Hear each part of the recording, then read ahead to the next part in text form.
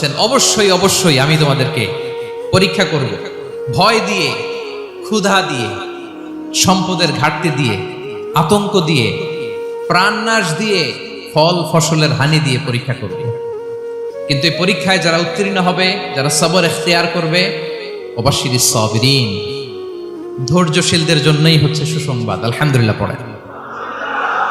তাহলে সম্মানিত সুধী, আমরা বুঝতে পারলাম এই পৃথিবীর ফিচার হচ্ছে এখানে বিপদ থাকবে, বিপদ ছাড়া কেউ থাকবে না। স্ট্রাগল থাকবে, কষ্ট থাকবে, ঝুঁকি থাকবে, রিস্ক থাকবে, এবং নানা ধরনের বিপদ আপদ দিয়ে আল্লাহ তাআলা আমাদেরকে পরীক্ষা করবেন। এটা মাস্ট, এটা আমাদের মাইন্ডসেটে নিয়ে নিতে হবে। মাইন্ডসেটে এটা ক্লিয়ার থাকতে হবে। চিরসুখ চিরশান্তি এই দুনিয়াতে মিলবে, কোথায় মিলবে তাহলে? এটা তাহলে বিপদ আসবেই, আপদ আসবেই, পরীক্ষা থাকবেই আমাদের জীবনে। তবে ইন্টারেস্টিংলি মজার বিষয় হচ্ছে পরীক্ষাটা এক একজনের এক এক রকম। পুরো পৃথিবীটা একটা পরীক্ষা ক্ষেত্র, কিন্তু কারো প্রশ্নপত্রের সাথে কারো প্রশ্নপত্রের কোনো মিল নাই। সুবহানাল্লাহ। আমার পরীক্ষা একরকম, আপনার পরীক্ষা আরেক রকম, ওই ভাইয়ের পরীক্ষা আরেক রকম, ওনারটা আরেক রকম। সবাই পরীক্ষার্থী, সবাই পরীক্ষার্থী, কিন্তু কারো প্রশ্নপত্রের সাথে কারো প্রশ্নপত্রের কোনো মিল নাই। কারোর জন্য পরীক্ষা হচ্ছে সে খুব অসুস্থ, প্রচন্ড অসুস্থতা, তার জন্য পরীক্ষা। ক্যান্সারের রোগী, দুরারোগ্য ব্যাধি, ডক্টর বলছে 4th স্টেজে চলে আসছে, কয়েক মাস বাঁচতে পারে, এটা তার জন্য পরীক্ষা। আবার কারো দেখবেন যে খুব একটা অসুস্থতা নাই, অসুস্থতার ঝামেলা নাই, কিন্তু তার দারিদ্রতা আছে, তার আর্থিক অনটন, এটা তার জন্য পরীক্ষা। আবার কারো দেখবেন অসুস্থতাও নাই, দারিদ্রতাও নাই, তার দাম্পত্য জীবনের সমস্যা আছে না নাই? অনেকের দেখবেন এগুলো কোনোটাই সমস্যা না, তার ছেলে কথা শোনে না, মাদকাসক্ত। আহা, মাদকাসক্ত, রিহ্যাবে পাঠায়, আবার আসে, আবার গাঁজা খাওয়া শুরু করে, আছে না নাই বলেন? দেখেন তার পরীক্ষাটা আবার আলাদা। অনেকের দেখবেন মেয়ে বাবার কথা শোনে না। আবার অনেকের দেখবেন যে ব্যবসায় সমস্যা, লসের পর লস, লাভ উঠাতে পারে না। তাহলে পরীক্ষা ছাড়া, বিপদ আপদ ছাড়া দুনিয়াতে কেউ নাই, কেউ নাই প্রিয় ভাইরা। এটা আমাদের মাথায় রাখতে হবে। পরীক্ষা আপনাকে দিতেই হবে, পরীক্ষা দিয়ে দিয়েই নিজেকে প্রমাণ করতে হবে। আর এক একজনের পরীক্ষাটা এক এক রকম, কারো পরীক্ষার সাথে কারো পরীক্ষার কোনো মিল থাকবে না। তো মাঝে মাঝে আমরা এটা ভুলে যাই। আল্লাহ তাআলা কালামে পাকে রিমাইন্ডার দিয়ে আমাদেরকে স্মরণ করিয়ে দিতে চান যে এই পৃথিবীতে আসলে তোমরা এসেছো পরীক্ষা দিতে। এটাই জীবনের বড় বাস্তবতা। আমাদের জীবনে যত হতাশা, আমাদের জীবন নিয়ে যত অভিযোগ, আমাদের মনে যত কষ্ট, আমাদের হৃদয়ের ভেতরে যত অস্থিরতা, তার মূলে হচ্ছে এই সমস্যা যে আমরা ভুলেই গেছি আমরা পরীক্ষা দিতে আসছি। এটা যদি ভুলে না যান, এটা যদি আপনার মাইন্ডসেটে থাকে যে পুরো জীবনটা একটা পরীক্ষা, তাহলে দেখবেন কোনো কিছু আপনাকে কাবু করতে পারবে না। আপনি হতাশ হবেন না, জীবন নিয়ে আর অভিযোগ থাকবে না, আপনি ভেঙে পড়বেন না, সব অভিযোগ হতাশা দূর হয়ে যাবে। তার মানে বুঝতে পারলাম পরীক্ষা আপনাকে দিতেই হবে। পরীক্ষা দেয়া ছাড়া এই পৃথিবী থেকে চলে যাওয়ার কোনো চান্স বা সুযোগ আমাদের কারো নেই। সূরাতুল আনকাবুতে আল্লাহ তাআলা এই কথাটা আরো চমৎকার ভাবে বলেছেন। আল্লাহ তাআলা ইরশাদ করছেন, আহাসিবান নাসু আইয়ুতরাকু আইয়াকুলু আমান্না ওয়া হুম লা ইফতানুন ওয়ালাকাদ ফাতান্নাল্লাযীনা মিন ক্বাবলিহিম ফালা ইয়া'লামান্নাল্লাহু আল্লাযীনা সাদাকু ওয়া লা ইয়া'লামান্নাল কাযিবিন। আল্লাহ বলেন, মানুষকে ভেবেছে সে শুধু বলবে আমি ঈমানদার আর তাকে আমি জান্নাতে ঢুকাই দিব? না, কখনো না, কোশ্চিন কালেও না। বরং পূর্ববর্তী কালে যারা পৃথিবীতে এসেছিল তাদেরকে আমি পরীক্ষায় নিয়েছি, পরীক্ষা করেছি, এবং তাকেও ঈমানের প্রশ্নে সে সত্যবাদী না মিথ্যাবাদী পরীক্ষা দিয়ে দিয়ে নিজেকে প্রমাণ করতে হবে। ঠিক কিনা বলেন? পরীক্ষা দিয়ে আপনাকে প্রমাণ করতে হবে। এবং এই পরীক্ষার ব্যাপারটা, এটা যে শুধু আমরা সাধারণ মানুষ আমাদের জীবনে দুঃখ বিপদ পরীক্ষা এমনটা নয়। এই পৃথিবীর সবচাইতে শ্রেষ্ঠ মানুষ যারা ছিলেন তাদেরকে আল্লাহ পরীক্ষা নিয়েছেন। বলেন তো এই পৃথিবীতে সবচাইতে শ্রেষ্ঠতম মানুষ কারা? সবচাইতে শ্রেষ্ঠ ভালো মানুষ কারা ছিল পৃথিবীতে? বলেন তো নবীরা। আওয়াজ করে বলেন তো কারা? বলেন তো নবীদের জীবনে পরীক্ষা ছিল কি ছিল না? হ্যাঁ ছিল। বেশি না কম? বিষ্ণু ইসলামকে জিজ্ঞাসা করা হলো, আইয়ুন নাসি আশাদ্দু বালাআন ইয়া রাসূলুল্লাহ, হে আল্লাহর রাসূল, এই পৃথিবীতে কাদের জীবনে পরীক্ষা বেশি? বিষ্ণু ইসলাম বললেন, আল আম্বিয়া, নবীদের জীবনে। আল আম্বিয়া সুম্মাল আমসাল ফাল আমসাল, সবচাইতে জীবনে পরীক্ষার সম্মুখীন সবচাইতে বেশি হয়েছেন নবীরা। তারপরে নবীদের পরবর্তী অবস্থান যাদের, সিদ্দিকীন যারা, সোহাদা যারা, সালিহীন যারা, আল্লাহওয়ালা যারা, তাদের জীবনে পরীক্ষা বেশি। ইউবতালার রাজুলু আলা হাসাবি দীনি, ব্যক্তির দিনদারি যত বেশি তার জীবনে আল্লাহর পরীক্ষাও তত বেশি।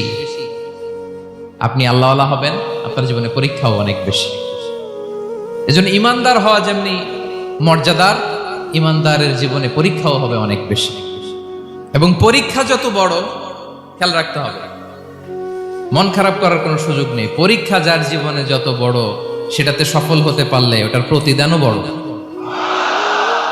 পরীক্ষা যত বড়, এটাতে সাকসেস হইতে পারলে এটার রিওয়ার্ডও তত বড়। বিষ্ণু ইসলাম বলেন, ইযামুল জাযাই মাআ ইযামিল বালা, বালা যত বড়, জাযাও তত বড়, প্রতিদানও তত বড়। কারণ নবীদের জীবনে যদি খেয়াল করেন, দেখবেন যেই নবীর জীবনে পরীক্ষা যত বেশি, সেই নবীর জীবনে সফলতাও তত বেশি। সাইয়েদনা ইব্রাহিম আলাইহিস সালামের কথাটা একটু খেয়াল করেন তো, বলেন তো, ওনার জীবনে পরীক্ষা কেমন ছিল, বেশি না কম?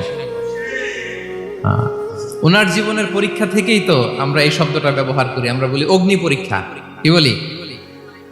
মানে আগুনে নিক্ষেপ করা হয়েছে সাইয়েদনা ইব্রাহিম আলাইহিস সালামকে, তাও স্বাভাবিকভাবে না, উলঙ্গ করে, ন্যাকেট করে, ওনাকে অপমানিত করবার জন্য ওনার গায়ের জামা কাপড় খুলে উলঙ্গ অবস্থায় আল্লাহর খলিল সাইয়েদনা ইব্রাহিম আলাইহিস সালামকে অগ্নিকুণ্ডে নিক্ষেপ করা হয়েছিল। এরকম এক্সপেরিয়েন্স এই অডিটোরিয়ামের ভেতরে আমাদের কখনো হয়েছে? তাইলে সাধারণ মানুষের জীবনের পরীক্ষা আর নবীদের জীবনের পরীক্ষার মধ্যে পার্থক্য আছে না নাই? ওই পরীক্ষায় উনি পাশ করে ফেললেন। 86 বছর পর্যন্ত আল্লাহর কাছে দোয়া করলেন, আল্লাহ আমাকে একটা নেককার সন্তান দাও। আল্লাহ সন্তান দেয় না। 86 বছর পরে আল্লাহ তাআলা সাইয়েদনা ইব্রাহিম আলাইহিস সালাম এবং হাজারের ঘরকে উজালা করে সন্তান দিলেন। সাইয়েদনা ইসমাঈল আলাইহিস সালাম পৃথিবীতে আসলেন কত বছর বয়সে? 86 বছর বয়সের এখানে কেউ আছেন? হ্যাঁ, আছি আমরা? কেউ নাই। 86 বছর বয়সে প্রথম সন্তান পেয়েছে। তাদের ঘরকে উজালা করে আল্লাহর নবী সাইয়েদনা ইসমাঈল আলাইহিস সালাম আসলেন। এবার আল্লাহ বললেন, যাও স্ত্রীকে আর এই কলিজার টুকরা সন্তানকে, থাকো তো প্যালেস্টাইনে, প্যালেস্টাইন থেকে ১,৫০০ কিলোমিটার দূর, দ্য ব্যারেন ল্যান্ড, ওই মক্কার ধুধুমরু প্রান্তরে রেখে আস, যেখানে কেউ নাই, মানুষ নাই, গাছ নাই, পাখি নাই, পানি নাই, যাও রেখে আস। আচ্ছা বলেন তো, ৮৬ বছর পরে যে লোকটা সন্তান পেল, বুঝেছেন উত্তর দিয়েন, ৮৬ বছর পরে যে লোকটাকে আল্লাহ তাআলা সন্তান দিল, তার হৃদয়ে ওই সন্তানের জন্য মায়া বেশি না কম? এমনি তো আমাদের প্রথম সন্তানের হিস্ট্রিটা একটু খেয়াল করেন তো। প্রথম আমাদের যে মেয়ে হয়েছিল বা যাদের ছেলে হয়েছিল, তার প্রতি আদর, সোহাগ, দরদ, ভালোবাসা, আল্লাহ কত ছিল। আর ৮৬ বছর বয়স আল্লাহ তাআলা ওনাকে সন্তান দিলেন, দিয়ে বললেন, যাও হাজারকে আর ইসমাঈলকে মক্কার ধুধুমরু প্রান্তরে রেখে আস। আল্লাহ তাআলা বলতে দেরি, চলে যেতে দেরি নাই, মুহূর্তে উনি রওনা হয়ে গেলেন। সুবহানাল্লাহ পড়বেন না? রেখে আসলেন মক্কার ধুধুমরু প্রান্তরে। এবার আল্লাহ বললেন, যাও রিটার্ন ব্যাক টু প্যালেস্টাইন, প্যালেস্টাইনে চলে যাও। চলে গেলেন, হৃদয়টা ভেঙে খান খান। অনেক বছর পরে আল্লাহ তাআলা আবার অনুমতি দিলেন, যাও এবার ছেলেকে দেখে আসতে পারো, যাও প্যালেস্টাইন থেকে আবার মক্কায় যাও। সাইয়েদনা ইব্রাহিম আলাইহিস সালাম প্যালেস্টাইন থেকে আবার ১,৫০০ কিলোমিটার পথ পাড়ি দিয়ে, এখনকার মতো ফ্লাইটে যায় না, গাড়িতেও না, উটে করে। কিসে করে? উনি যে কতবার মক্কা থেকে ফিলিস্তিন এসেছেন আর গিয়েছেন, কোনো ইয়ত্তা নাই, হিসাব নাই। গেলেন, এবার ছেলেটা হাঁটতে পারে, দৌড়াতে পারে, একটু একটু কথা বলতে পারে, আব্বু আব্বু ডাকতে পারে। কেমন মায়া লাগে বলেন তো? মায়া ভালোবাসায় যখন টইটম্বুর, ঠিক ওই মুহূর্তে আল্লাহ বললেন, ছেলেকে জবাই করো, জবাই করো ছেলেকে। আল্লাহ তাআলা বলতে দেরি করেছেন, আল্লাহর আদেশ পালনে 1 সেকেন্ডও তিনি দেরি করেন নাই। ছুরি চালালেন, জান্নাত থেকে দুম্বা নিয়ে আসা হলো। এভাবে আল্লাহর নবী ইব্রাহিম আলাইহিস সালাম ওনার জীবনের প্রতিটি ক্ষেত্রে যেখানেই আল্লাহ তাআলা ওনাকে পরীক্ষা নিয়েছেন, উত্তীর্ণ হয়েছেন। এবং দেখেন ওনাকে আল্লাহ তাআলা কি উপহার দিলেন, আল্লাহ তাআলা ওনাকে খলিলুল্লাহ উপাধি দিলেন, আল্লাহর বন্ধু। সুবহানাল্লাহ বলেন। আল্লাহ তাআলা বলছেন ওয়া ইযি বিতালা ইব্রাহিম রাব্বুহু বিকালিমাতিন ফাআতাম্মাহুন ক্বালা ইন্নী জাঈলুকা লিন-নাসি ইমামা। আল্লাহ অনেকগুলো পরীক্ষা নিয়েছিলেন সাইয়েদনা ইব্রাহিম আলাইহিস সালাম, প্রতিটা পরীক্ষায় সাকসেসফুলি পাস করেছেন, গোল্ডেন এ প্লাস। আল্লাহ বলেন ইন্নী জাঈলুকা লিন-নাসি ইমামা, I'm gonna make you the leader for the entire human being. I'm gonna appoint you as a leader for the entire universe. গোটা বিশ্বের জন্য, গোটা মানবতার জন্য আমি তোমাকে লিডার বানায় দিলাম।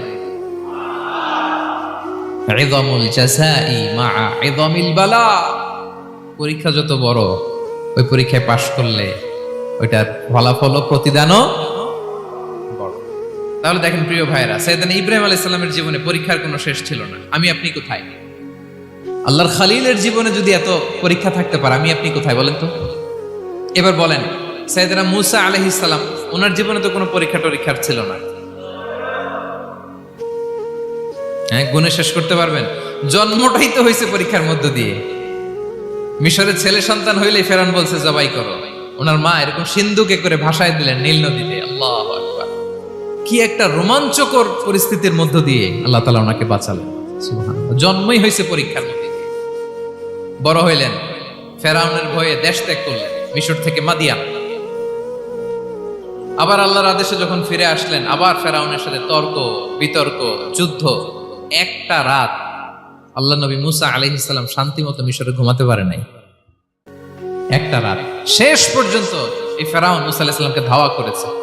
ফেরাউনের ধ্বংসের আগ পর্যন্ত সে মুসা আলাইহিস সালামকে ধাওয়া করেছে। তার মানে মুসা আলাইহিস সালাম এই বিপদ আপদ পরীক্ষা এগুলো থেকে মুক্তি পান নাই। এবার বলেন ঈসা আলাইহিস সালামের কথা। ওনার জীবনে তার পরীক্ষা ছিল না। কি পরীক্ষা ছিল? হ্যাঁ, আল্লাহু আকবার। Same scenario goes to the biography of every messenger in the world. পৃথিবীর সব নবীর ক্ষেত্রে একই ঘটনা ঘটেছে। সাইয়েদনা ঈসা আলাইহিস সালাম দাওয়াত যখন দিলেন, ওনার বিরোধিতা শুরু হলো, ওনাকে হত্যার ষড়যন্ত্র হলো। ইভেন কি ওনাকে মারার জন্য বনি ইসরাইলেরা উদ্ধত হলো, জানে বাঁচবার জন্য পালালেন। এক ঘরে ঢুকলেন, চারদিক দিয়ে ঘেরাও করলো। উনি দরজা জানালা লাগাই দিলেন। ওরা বললো একজন দরজা ভেঙে জানালা ভেঙে ভিতরে ঢুকে দেখো বেটা ঈসা কি করে। একজন ভিতরে ঢুকছে, ঢুকার সাথে সাথে বল রাফাআহুল্লাহু ইলাইহি, আল্লাহ তাআলা ঈসা আলাইহিস সালামকে উপরে উঠায় নিলেন। আর যেই লোকটাকে তারা ভিতরে ঢুকালো, তার চেহারাকে আল্লাহ তাআলা ঈসা আলাইহিস সালামের চেহারার মতো করে দিলেন। এবার তার বাইরের সাথীরা বলে ঘটনা কি? বেটা ঈসাও বেরোয় না, আমাদের লোকটাও বেরোয় না, সবাই ঢুক। দরজা ভেঙে ভেতরে ঢুকে দেখে ঈসা দাঁড়ায় আছে। বলেন তো এটা ঈসা না মিসা? এটা কি আসল ঈসা? ওমা কতালু ওমা সলাবু ওয়ালাকিন শুব্বিহা লাহুম। আল্লাহ বলে তোমরা আমার নবী ঈসাকে হত্যাও করতে পারো নাই, শুলেও চড়াতে পারো নাই। আমি সেফটি সিকিউরিটি দিয়ে আমার নবী ঈসা আলাইহিস সালামকে আকাশে তুলে নিয়েছি। তাহলে ওনার জীবনে পরীক্ষার শেষ ছিল না। এবার যদি আমরা বিশ্বনবী সাল্লাল্লাহু আলাইহি ওয়াসাল্লামের জীবনের দিকে তাকাই, ওনার জীবনটা দেখেন তো। আমাদের পেয়ারা নবী বিশ্বনবী মুহাম্মদুর রাসূলুল্লাহ সাল্লাল্লাহু আলাইহি ওয়াসাল্লাম, ওনার জীবনে কি স্ট্রাগল ছিল? স্ট্রাগল। মাক্কি জীবনের কথা যদি একটু খেয়াল করেন, দেখেন তো 3 বছর শিয়াবে আবি তালেবে জেল খেটেছেন, না খেয়েছিলেন। ওনার বংশের লোকেরা প্রথমে ছাগল খেয়েছে, ছাগলগুলো যখন শেষ, ছাগলের চামড়াগুলো শুকিয়ে ওইটা খাইছে। গাছের পাতা ছাল এগুলো খেয়ে খাবারের অভাবে বেহুশ হয়ে পড়ে থাকতো তারা। না খেয়ে কয়দিন ছিলেন আপনি? আমি কয়দিন ছিলাম না খেয়ে? মনেই তো পড়ে না, না খেয়েছিলাম কিনা কোনোদিন। এ হচ্ছে মাক্কি জীবন। মেন্টালি প্রেসার দেয়া হয়েছে। বিশ্বনবীর চাচা আবু লাহাব, তার 2 ছেলে উতবা আর উতাইবা, এদের সাথে বিয়ে দিয়েছিলেন 2 মেয়ের। যখন দাওয়াত দেওয়া শুরু করলেন, 2 মেয়েকে ডিভোর্স দিয়ে দিল। দেখেন, একটা বাবার জন্য প্রাপ্তবয়স্কা মেয়েকে যখন উঠায় নেয়ার আগে ডিভোর্স দেয়, তার মানসিক অবস্থাটা কেমন থাকে বলেন? মেন্টালি প্রেসারাইজ করা হয়েছে, ফিজিক্যালি হ্যারাস করা হয়েছে। বিষ্ণু ইসলাম যখন নামাজে দাঁড়াতেন, উটের পচা নারী ভুড়ি বিষ্ণুনবীর কাঁধে চাপিয়ে দেওয়া হতো। আপনার জীবনে এরকম ঘটছে কখনো? আপনি নামাজ পড়তেছেন, উটের পচা নারী ভুঁড়ি আপনার কাঁধে চাপিয়ে দেওয়া হয়েছে। কয়দিন হয়েছে এরকম? কয়দিন হয়েছে? হ্যাঁ, তারপরে তো আলহামদুলিল্লাহ বেরোয় না মুখ দিয়ে। কেমন আছেন হুজুর? কয়েন না, বেশি একটা সুবিধার না, তাই না? বেশি একটা একটু মিলাবেন। কতটুকু পরীক্ষা আমরা দিয়েছি। তায়েফে গেলেন বিশ্বনবী, তায়েফে গেছিলেন জমির বায়না দিতে, তাই না? জমি কিনবে তায়েফে। তায়েফবাসীদেরকে জাহান্নামের আগুন থেকে বাঁচাতে গিয়েছিলেন, নিজের জন্য না। সেখানে তায়েফের ছেলেরা পাথর মেরেছে বিষ্ণু ইসলামের গায়ে। এত শুভ্র দেহ ছিল, চেহারা ছিল, বিষ্ণুবীর গা দিয়ে ঝরঝর করে রক্ত ঝরেছে। ফিজিক্যাল হ্যারাসমেন্টের শিকার হয়েছেন বিষ্ণু ইসলাম। যখন যেদিন বিষ্ণু ইসলামকে হত্যার ষড়যন্ত্র করা হলো, আল্লাহ তাআলার আদেশে তিনি মক্কা থেকে মদিনায় হিজরত করলেন। মদিনাতে যেও একটা রাত, সপ্তম হিজরির আগ পর্যন্ত শান্তিতে ঘুমাতে পারেন নাই। 3 দিকে 3 ইহুদি বসতি, বনু কাইনুকা, বনু নদীর, বনু কুরাইজা। আহা, খাওয়ার মধ্যে বিষ মিশিয়ে দেয়া হয়েছিল বিষ্ণু ইসলামের। বাজুর, খাসির বাজুর রান পছন্দ করতেন। এক ইহুদি মহিলা বিষ্ণু ইসলামের ওই রানের মধ্যে বিষ মিশিয়ে দিয়েছিল। ওই বিষের যন্ত্রণায় মৃত্যুর আগ পর্যন্ত বিষ্ণুনবী কাতরাতেন, এবং উনি ইন্তেকালের সময় ওই বিষের ব্যথা যন্ত্রণাতে ইন্তেকাল করেছেন। বিষ্ণুনবীর ইন্তেকালটা শাহাদাতের ইন্তেকাল ছিল। বিষ্ণু ইসলাম বলেছেন, ওই যে খায়বার এলাকার ওই মহিলা যে আমার খাবারে বিষ মিশিয়েছিল, সেই বিষের যন্ত্রণা, বেদনা, কষ্ট আমি অনুভব করছি। খেয়ে না খেয়ে দিন প্রচারের কাজে নিজেকে দিয়েছ বিলিয়ে, তায়েফের কাফিরেরা চিনল না সে আলো, দুষ্ট ছেলেদের পিছু দিল লেলিয়ে, পাথরের আঘাতে ক্ষত বিক্ষত হয়ে সারা শরীর থেকে রক্ত ঝরে। হে রাসূল তোমাকে ভুলি আমি কেমন করে, হে রাসূল তোমাকে ভুলি আমি কেমন করে। হাজার ব্যথা বেদনার পরে ফিরে আসনি তুমি আপন ঘরে, দিনের আলো তুমি ছড়িয়ে দিতে চলে গেলে মদিনায় মক্কা ছেড়ে। হে রাসূল তোমাকে ভুলি আমি কেমন করে, হে রাসূল তোমাকে ভুলি আমি কেমন করে। ঠিক কিনা বলেন? একটা রাত শান্তিতে, শান্তির ঘুম তিনি দিতে পারেন নাই। প্রিয় ভাইয়েরা, তাহলে আমরা কি বুঝলাম? বিশ্বনবীর জীবনে পরীক্ষা ছিল কি ছিল না? আমাদের উপায় আছে? আমরা বাঁচতে পারবো এই বিপদ আপদ পরীক্ষা ঝঞ্ঝাল থেকে? বাঁচতে চাইলেও বাঁচতে পারবো? ইমাম মালিক আলাইহি রাহমা নাম শুনেছেন? ইমাম মালিক, ওনার জ্ঞান থেকে লাখো লাখো মানুষ উপকৃত হয়েছে, কোটি কোটি মানুষ উপকৃত হয়েছে। মদিনার রাস্তায় রশি দিয়ে ওনাকে টেনে হিচড়ে এক এলাকা থেকে আরেক এলাকায় নিত জালেম বাদশারা। ইমাম মালিক আলাইহি রাহমা। ইমাম আহমদ ইবনে হাম্বল, ওনাকে বেত্রাঘাত করা হতো, চাবুক দিয়ে পেটানো হতো। আল ইমাম আল আযম আবু হানিফা আলাইহি রাহমা, ওনাকে কারাবন্দী করা হয়েছিল। তার মানে দেখেন, যত বড় বড় স্কলার, যত বড় বড় মাশায়েখ, এমনকি আম্বিয়া আলাইহিস সালাম, ওনারাও পরীক্ষা বিপদ আপদ থেকে রেহাই পান। পাইছে? তাহলে আপনি আর আমি পাবো? বলেন তো। তাহলে এটা আমাদের ব্রেইনে গেঁথে নিতে হবে যে জীবন মানেই এখানে বিপদ থাকবে, পরীক্ষা থাকবে, স্ট্রাগল করে করে আমাকে আগাতে হবে। কেউ আমার জন্য রেড কার্পেট বিছিয়ে রাখবে না। এই জীবনটা বড় জটিল। This is life, how it's design. এভাবেই পৃথিবীকে ডিজাইন করা হয়েছে। এখানে বিপদ আছে, কষ্ট আছে। এই পরীক্ষা দিয়ে দিয়ে আপনাকে উত্তীর্ণ হতে হবে। বুঝতে পেরেছেন প্রিয় ভাইরা? নাও দ্য কোশ্চেন অ্যারাইজ, এখন প্রশ্ন হচ্ছে, কেন আল্লাহ এই পরীক্ষা নেন? কেন? আল্লাহ তাআলা সূরা মুলকে বলেছেন, এই পৃথিবী সাজানোর, এই জীবন মৃত্যুর এই খেলা, এটার উদ্দেশ্যটাকে আল্লাহ তাআলা স্পষ্ট করে বলেছেন, আল্লাযী খালাকাল মাউতা ওয়াল হায়াতা লিয়াবলুয়াকুম আইয়ুকুম আহসানু আমালা। জীবন মৃত্যু দিয়ে তোমাদের জীবনকে সাজানো হয়েছে এজন্য, যাতে করে তিনি তোমাদের পরীক্ষা করতে পারেন। কি করতে পারেন? তোমাদের মধ্যে কে সৎকর্মে অগ্রগামী, কে কাজে ভালো, আমলে ভালো, এটা দেখার জন্য। বেসিকলি আল্লাহর দেখার প্রয়োজন নাই, আমাদেরকে দেখানোর জন্য এই পরীক্ষার আয়োজন। আমি ভালো করবো না খারাপ করবো এটা আল্লাহ জানে না? তো ওনার পরীক্ষা করা লাগে কেন? কথা বলেন। আমি জান্নাতি না জাহান্নামী এটা আল্লাহ জানেন না? বেসিকলি আমাদেরকে জানানোর জন্য এই পরীক্ষার আয়োজন। কাদেরকে জানানোর জন্য? মানে তুমি জেনে যাও তুমি জান্নাতি না জাহান্নামী। আমি ভালো করেই জানি। একটা ছোট্ট উদাহরণ দিলে বুঝতে পারবেন প্রিয় ভাইয়েরা। ধরেন আল্লাহ তাআলা দুইজনকে সৃষ্টি করলেন। উদাহরণস্বরূপ একজনের নাম আব্দুল্লাহ আর একজনের নাম আব্দুর রহমান। সৃষ্টির পরে আব্দুল্লাহকে বললেন, আব্দুল্লাহ আমি জানি তুমি পৃথিবীতে 50 বছর হায়াত পাইতা, খুব ভালো কাজ করতে, তুমি দুনিয়াতে অনেক ভালো কাজ করতে, এটা আমি আগেই জানি, আমার অসীম জ্ঞান বলে আমি আগে থেকেই জানি। তো যাও, তোমার এইমাত্র সৃষ্টি করলাম, যাও তুমি জান্নাতে ঢুকে যাও, কারণ আমি জানি তুমি জান্নাতি হবে। আচ্ছা, আর আব্দুর রহমান তুমি পৃথিবীতে খুব খারাপ কাজ করতে, এটা আমি জানতাম, তোমারে পাঠাইলে খারাপ কাজ করবা, তুমি সীমা লঙ্ঘন করবা, অন্যায় করবা, অপরাধ করবা, তুমি জাহান্নামী হবা, যাও। যেহেতু আমি জানি পরীক্ষার আর দরকার নেই, তোমারে জাহান্নাম দিয়ে দিলাম, যাও ঢুকে যাও। আব্দুল্লাহ ঠিকই জান্নাতে ঢুকে যাবে, আব্দুর রহমান কি ঢুকবে? ঢুকবে।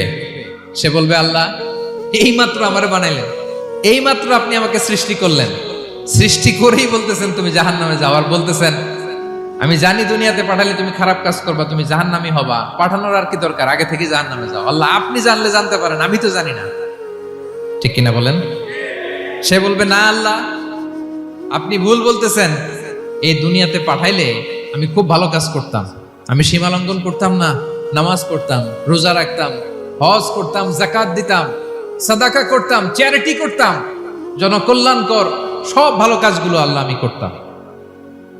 এজন্য আল্লাহ তাআলা পরীক্ষার আয়োজন করেছেন, যাতে করে তুমি জেনে যাও যে পৃথিবীতে তুমি কি করেছো। এখন আর আল্লাহকে এক্সকিউজ দেওয়ার সুযোগ নেই। আচ্ছা বলেন তো, আবু জাহেলকে যদি আল্লাহ এখন কিয়ামতের দিন বলে, Abu Jahl go to the hell fire, Abu জাহেলের কাছে বলার সুযোগ আছে? কারণ ও দুনিয়াতে কি করে আসছে এটাও জানে না। ফেরাউনকে ডেকে যদি আল্লাহ বলে, ফেরাউন তুমি জাহান্নামে যাও, go to the hell fire, ওর কি কোনো এক্সকিউজ দেওয়ার সুযোগ আছে? বলেন, সুযোগ আর আছে? কারণ তুমি দুনিয়াতে কি করেছো তোমার চেয়ে ভালো কেউ আর জানে? পৃথিবীতে এই পরীক্ষার এই আয়োজনের সবচাইতে বড় উদ্দেশ্য হচ্ছে যাতে করে আমরা দেখে যাই যে আমরা কি কাজ করছি। কেউ যখন পরীক্ষা দেয় প্রিয় ভাইরা, ওই পরীক্ষায় কত পাবে তার একটা হিসাব আছে না? বলেন, আপনি গণিত পরীক্ষা দিয়ে আসছেন, যে 100তে 100 পাবে সে বলতে পারে আমার সব অঙ্ক হয়েছে, ঠিক কিনা বলেন? আর যে লাড্ডু গুড্ডু বুঝছেন তো, কিছুই পারে নাই, ঘোড়ার ডিম, তারও একটা হিসাব আছে যে সে কিছুই লিখে আসতে পারে নাই। তাই পৃথিবীতে এই পরীক্ষার আয়োজনের প্রধানতম কারণ হচ্ছে যাতে করে আমরা বুঝে যেতে পারি যে আমরা কোথায় যাব, জান্নাতে না জাহান্নামে।